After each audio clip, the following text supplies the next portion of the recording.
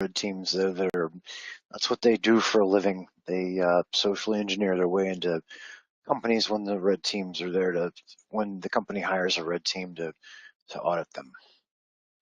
So some of them are quite good.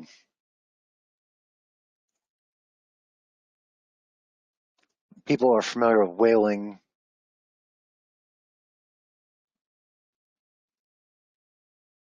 Yeah, I got a lot of that at my company.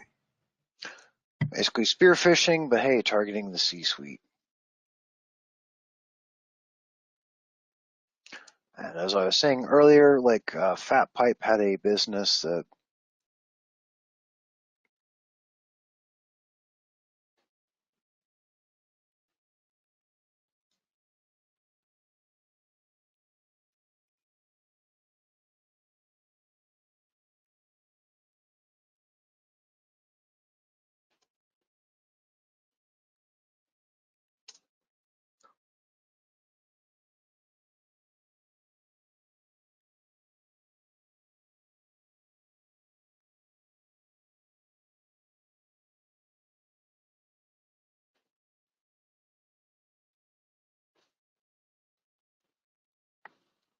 I know Fat Pipe had a particular software at one point in time, like no one else had that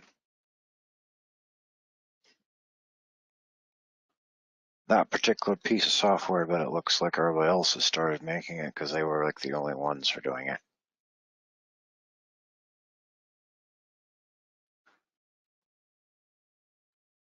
They focus on networkings, but like it's been a few years, so.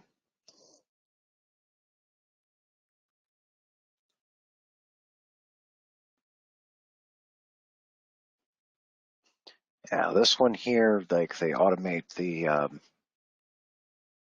automation, like if new people get hired or C-suites, it automates like the contact or disaster recovery software bits, because usually most places love tabletop exercises, but as like the uh,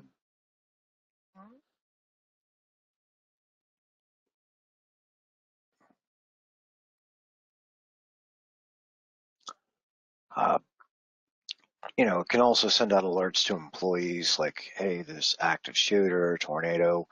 Some of these suites can do that, but like instead of like the tabletop exercises and like the someone dies or whatever else, it's key to the business. A lot of places have it automated because it basically fills the names out. Uh, like this is the one that they have from Fat Pipe. It's like stay in business. Theirs is like cloud-based, so the nicety of it can be used anywhere, like on tablets and so forth. That's what I was thinking of.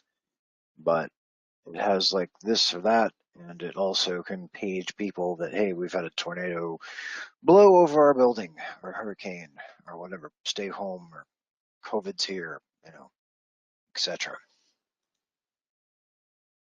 Uh, but that was basically it on that one, because a lot of places, playing the morbid tabletop exercises, people may have a laugh or a joke at it, but like literally, like our chapter president, was doing the virtual CISO gig, because there's now a virtual CISO certification. They make lots of money, but let's put it this way: puckering my lips to Coolios is not my best strong suit.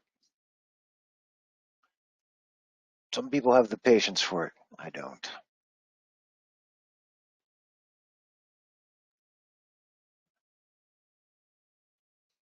But a lot of the business continuity plans, like for who to call, who to contact, they tend to fall apart because, like, as I said, he would have business leaders that had retired, and then like they've been retired for 5 years, and then now it's 8 years later, and they died of a sudden heart attack. So it's like if anyone had to follow that business continuity plan, it would fail. Like the nicety of the stay in business one from that Fat Pipe sells, or A few others vendors sell, I guess now, but a few years ago that was like the only one that did anything like that. It ties into like your HR system and can harvest some of that information and help automate it for your auditors, which keeps them from finding you to death or making you having to regenerate that, you know, because it you basically can pick and choose your vendors and update that stuff in the cloud, and it makes the documentation for you. It helps you, centralize your disaster plans, and if your office basically burns to the ground, gets hurricaned or tornadoed off the map, then that's all backed up in the cloud. So basically, if you have to start over at one of the hot or cold sites in your area, then you can do so, because everything's still there. Uh, Critical supplier, if they closed, who's your alternate supplier, uh, snowed in, etc. Whether it's a big disaster or a small impediment to your supply chain, it's got that. Um,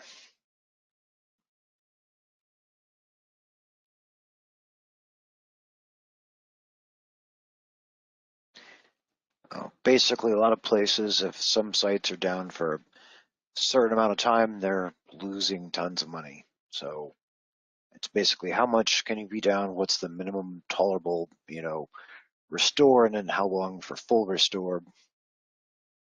And what's the recovery time objective to get complete restoration or some stage of restoration? What's the work recovery time? Mean time between failures and mean time to repair, or minimal operation requirements just to get like the basic systems back up. Uh,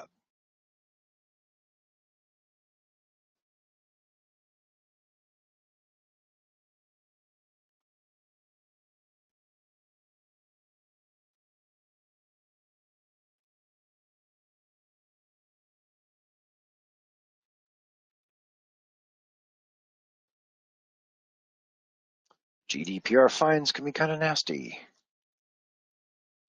Oh yeah.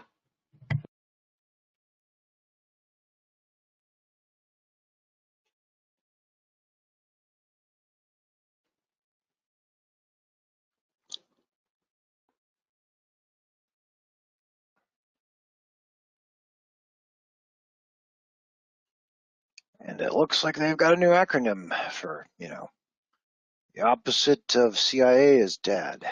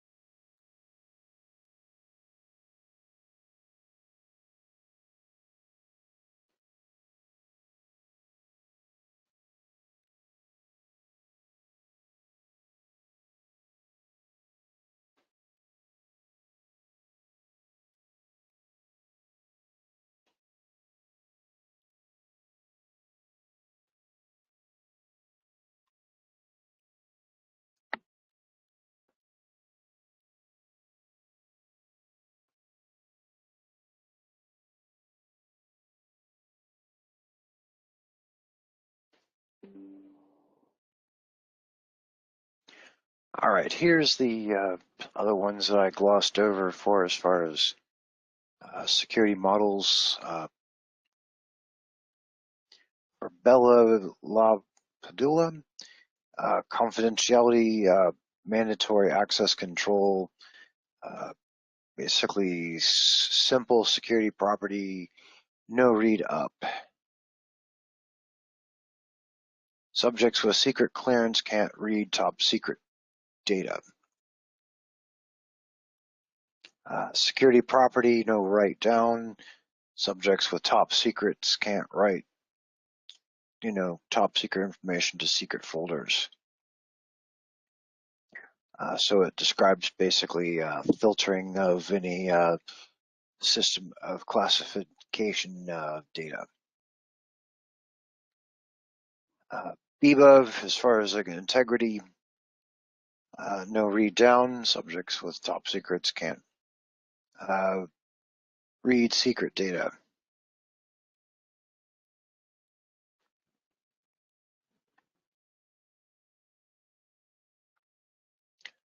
Integrity is the purpose here. We don't want wrong user lacking lower clearance. Level data to confuse us. Integer axiom, no write up. Subjects with secret clearance can't write to secret information to top secret. That way they don't screw stuff up. We don't want wrong or lacking lower level information to propagate to a higher level. Invocation property, no read or write up.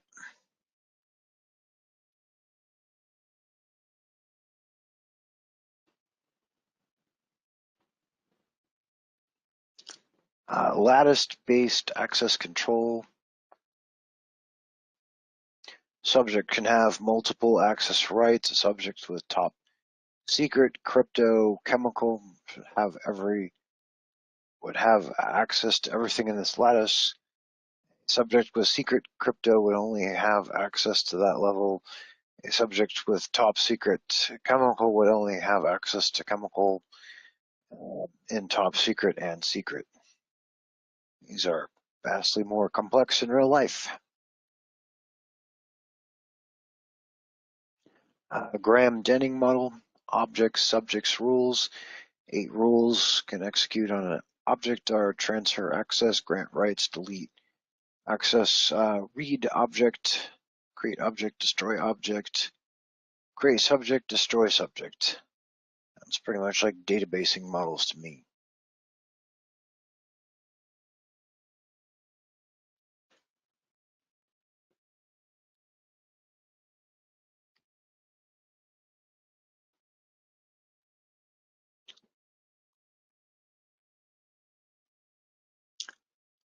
Clark-Wilson for integrity, separation of duties, Brewer-Nash, Chinese wall. Yeah, they'll definitely, have Chinese walls discussed potentially on the exam.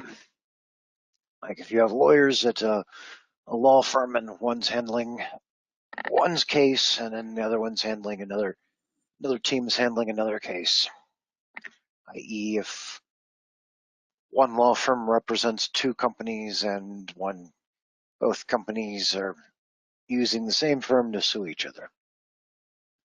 So one team has to go Chinese wall and pretend that they're a separate company within the company. That way each team has no access to the case information, for example. Uh,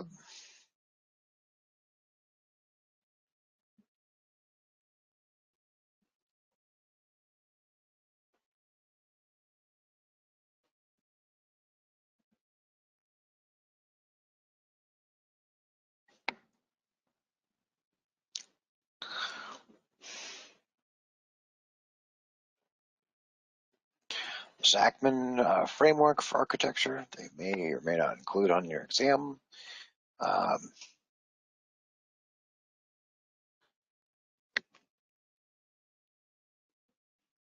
They sometimes will, and sometimes won't, depending on which version of the test you get.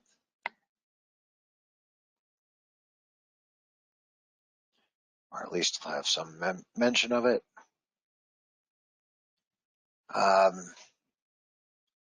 Dedicated security model, NDA for all information